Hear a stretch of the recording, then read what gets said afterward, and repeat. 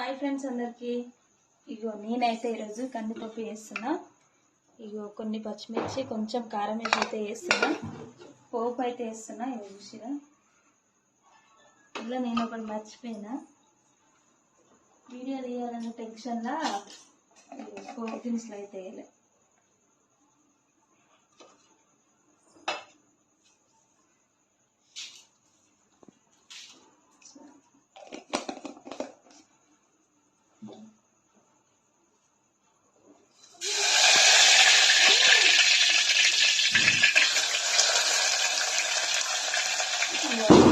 దానికి అయితే పోపు అయితే పెట్టేస్తున్నా.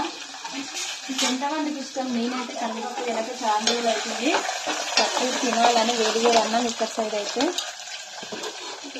పప్పు.